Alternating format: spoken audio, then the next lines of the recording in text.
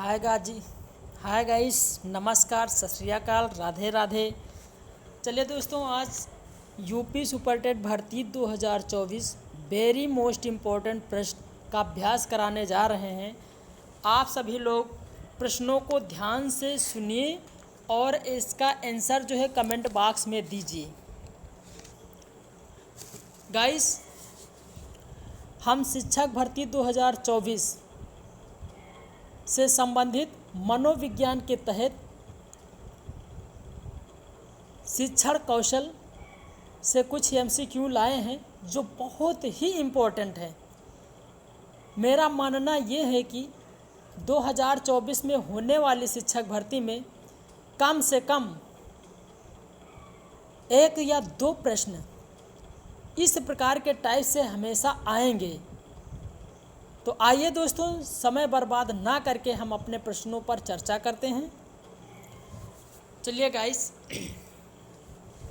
पहला प्रश्न है कि शिक्षण की कितनी विधियां होती हैं। दोस्तों, समय हम 15 सेकंड का दे रहे हैं। आप बताइए कि शिक्षण की कितनी विधियां हैं। चलिए ठीक है दोस्तों, आप लोगों को पता नहीं होगा लेकिन हम बता रहे हैं। इसका आंसर होगा शिक्षण की 22 विधियां होती हैं। अगर आप विस्तार पूर्वक जानना चाहते हैं तो उन शिक्षण विधियों के आप नाम जान लीजिए। 22 विधियों के 1 नंबर पर है आगमन विधि, 2 नंबर पर है निगमन विधि, 3 नंबर पर है आगमन निगमन विधि, 4 नंबर पर है विचार विमर्श विधि, 5 नंबर पर है प्रयोजना विधि, 6 नंबर पर है प्रयोगशाला विधि, 7 नंबर पर प्रदर्शन विधि है, 8 नंबर पर भ्रमण विधि है, 9 नंबर पर समस्या समाधान विधि है, 10 नंबर पर निश्चित अध्ययन विधि है, 11 नंबर पर समवाय विधि है, 12 नंबर पर टोली शिक्षण विधि है, 13 नंबर पर अभिक्रमित अध्ययन विधि है, 14 नंबर पर दत्तकार विधि है, 15 नंबर पर पुस्तक आधारित विधि है, 16 नंबर पर सामग्री आधारित विधि है, 17 नंबर पर बहुमाध्यम आधारित विधि है, 18 नंबर पर मस्तिष्क उद्दीलन विधि है, 19 नंबर पर अनुकरण विधि है, 20 नंबर पर व्याख्यान विधि है, 21 नंबर पर अनुवाद विधि है, 22 नंबर पर चित्रण विधि है। तो दोस्तों, फाइनली शिक्षण की कितनी विधियां हैं? तो फाइनली दोस्तों, शिक्षण की 22 विधियां हुई जिनका हमने विस्तार पूर्वक चित्रण कर चुके हैं। चलिए दोस्तों, दूसरा प्रश्न है कि प्रयोजन विधि के कितने पद या चरण होते हैं। दोस्तों, आप लोगों को अगर मालूम है तो कमेंट बॉक्स में इसका आंसर जरूर दीजिएगा। अगर नहीं मालूम है तो प्रयोजन विधि के पद या चरण जो हैं उनके बारे में हम विस्तृत चर्चा करेंगे। तो गाइज आइए, प्रयोजन विधि के 6 पद या चरण होते हैं। पहला पद या चरण होता है परिस्थिति का निर्माण करना। दोस्तों, दूसरा होता है योजना का चयन करना। तीसरा होता है योजना का कार्यक्रम या फिर रूपरेखा बनाना। चौथा होता है योजना का कार्यान्वयन करना। पांचवा होता है योजना के कार्य का मूल्यांकन करना। छठा होता है योजना का लेखा जोखा करना। तो दोस्तों, आप शिक्षण की कितनी विधियां हैं अगर ये पूछा जाए क्वेश्चन में, तो आप लोगों को 22 विधियों वाला जो है आंसर जो है टिक कर देना। दूसरा यह प्रयोजन विधि के कितने पद या चरण हैं अगर पूछा जाए तो मेरे दोस्तों, मेरे प्यारे प्यारे दोस्तों, आप लोग प्रयोजन विधि के 6 पद चरण वाले ऑप्शन को आप लोग टिक कर देना। चलिए दोस्तों, अब आते हैं हम तीसरे प्रश्न पर।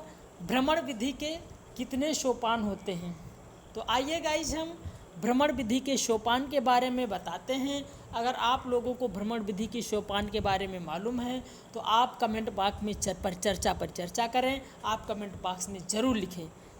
चलिए, समय ज़्यादा ना बर्बाद करके हम अपने भ्रमण विधि के सोपान के बारे में चर्चा करते हैं। भ्रमण विधि सोपान के 4 मुख्य चरण होते हैं। पहला चरण होता है भ्रमण की योजना बनाना। दूसरा होता है अनुवर्ती कार्यक्रम का रूपांतरित करना। तीसरा होता है भ्रमण योजना का क्रियान्वयन करना। चौथा होता है भ्रमण आयोजन का मूल्यांकन करना। चलिए दोस्तों, अब आते हैं हम शिक्षण कौशल की अवस्थाओं पर। शिक्षण कौशल की कितनी अवस्थाएं होती हैं, आज हम इस पर चर्चा करेंगे। तो दोस्तों, शिक्षण कौशल की 4 प्रकार की अवस्थाएं होती हैं। पहली अवस्था होती है नियोजन, दूसरी अवस्था होती है प्रस्तावना, तीसरी अवस्था होती है प्रस्तुतिकरण करना, चौथी अवस्था होती है पाठ सोपान। तो गाइज आप लोग समझ गए होंगे कि शिक्षण कौशल की 4 अवस्थाएं होती हैं। अब फिर से हम रिवीजन करते हैं, शिक्षण की कितनी विधियां होती हैं। शिक्षण की 4 विधियां होती हैं। प्रयोजन विधि के कितने पद या चरण होते हैं। तो दोस्तों प्रयोजन विधि के 4 पद या चरण होते हैं। भ्रमण विधि के कितने सोपान होते हैं। भ्रमण विधि के भी 4 सोपान होते हैं। शिक्षण की कितनी अवस्थाएं होती हैं। तो गाइस शिक्षण की भी 4 अवस्थाएं होती हैं। चलिए गाइस आइए अगले प्रश्न पर आते हैं। शिक्षण के कितने सिद्धांत होते हैं। तो गाइस शिक्षण के 11 सिद्धांत होते हैं। शिक्षण के सूत्र कितने होते हैं। शिक्षण के सूत्र 13 होते हैं। तो आइए गाइस अगला प्रश्न लास्ट होता है हमारा कि फ्राइड के कितने मनोलैंजिक सिद्धांत हैं।